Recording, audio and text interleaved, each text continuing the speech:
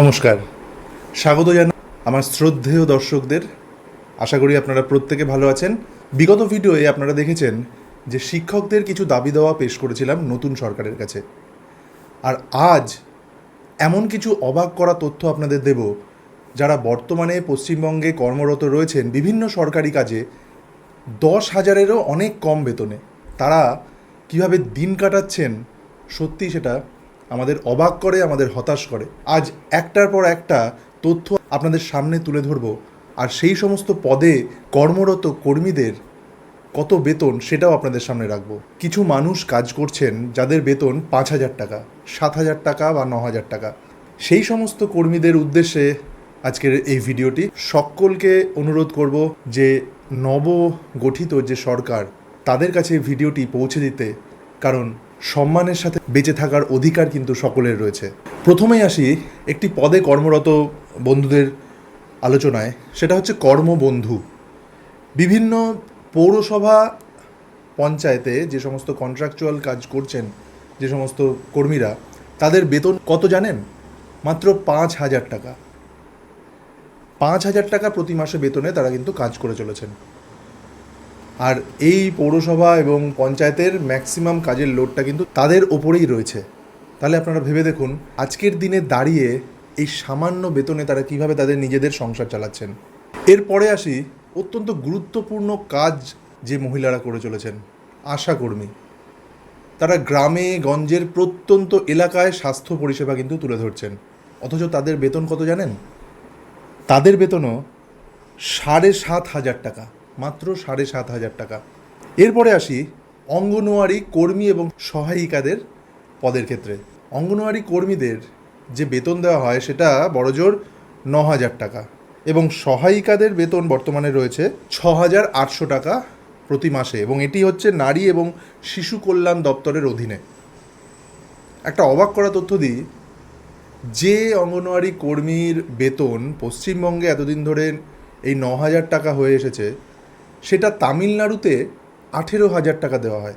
তাহলে এই সাম্মানিকের ফারাক এতটা থাকবে কেন?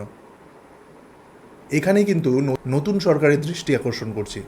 এরপরে আসি শিক্ষকদের মধ্যেই এমন কিছু শিক্ষক রয়েছেন যারা কিন্তু রেগুলার টিচার নয়, যাদেরকে বলা হয় প্যারা টিচার বা পার্শ্ব শিক্ষক। তারা প্রাথমিকেও রয়েছেন, উচ্চ প্রাথমিকেও রয়েছেন।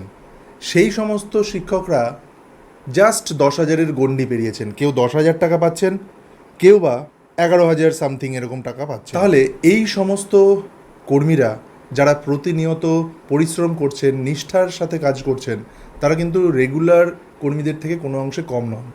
তারা যথেষ্ট সম্মানের সাথে সেই কাজগুলো করছেন, এবং তাদের হয়ে এই ভিডিওটা এই কারণে করা, কারণ নবগঠিত যে সরকার, তাদেরও ম্যানিফেস্টো, তাদেরও সংকল্পপত্রে কিন্তু এই সমস্ত চুক্তিভিত্তিক কর্মীদের জন্যে একটা প্রতিশ্রুতির বার্তা কিন্তু রয়েছে।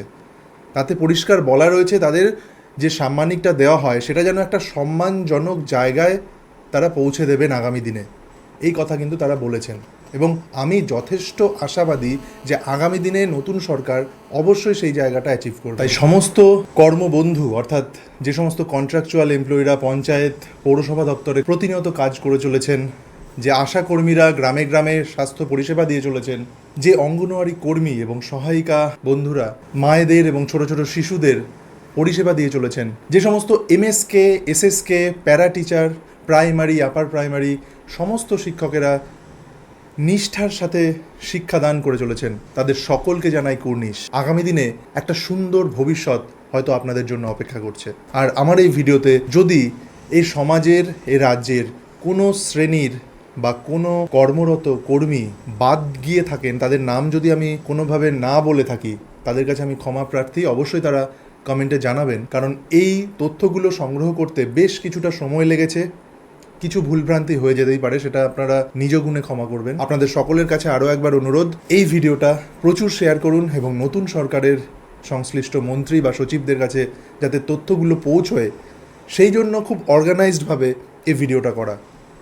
প্রতিটি ক্ষেত্রে যে বেতনের তথ্যগুলো আমি দিলাম সেটা কিন্তু পশ্চিমবঙ্গ সরকারেরই অথেন্টিক সোর্স থেকে দেওয়া রয়েছে। আর এই সমস্ত পদগুলোকে যদি এক করা যায়, বড় কর্মী সংখ্যা কিন্তু বেশ অনেকটাই। প্রায় 4.5 থেকে 5 লক্ষ কর্মী কিন্তু এই ধরনের কাজ প্রতিনিয়ত করে চলেছেন। তাই মনে প্রাণে একটা বিষয় আমি চাই যে প্রত্যেকেই যেন তার সম্মানজনক বেতন পান বা সাম্মানিক পান, সম্মানের সাথে তারা কাজ করবেন এবং নিজেদের ভবিষ্যৎ সুরক্ষিত করবেন। আর নতুন সরকার যে গঠিত হয়েছে আমি কিন্তু তাদের ক্ষেত্রে যথেষ্ট আশাবাদী, কারণ যে ভঙ্গিতে তারা কাজ করে চলেছেন, প্রতিনিয়ত দুর্নীতি দমন থেকে শুরু করে শিরদাঁড়া সোজা রেখে কাজ করার যে বার্তা প্রতিনিয়ত তারা দিচ্ছেন, সেটা কিন্তু সত্যিই প্রশংসার দাবি রাখে। আপনারা প্রত্যেকে ভালো থাকবেন আর ভিডিওটা প্রচুর শেয়ার করে সংশ্লিষ্ট জায়গায় পৌঁছানোর ব্যবস্থা আপনারাই করতে পারেন।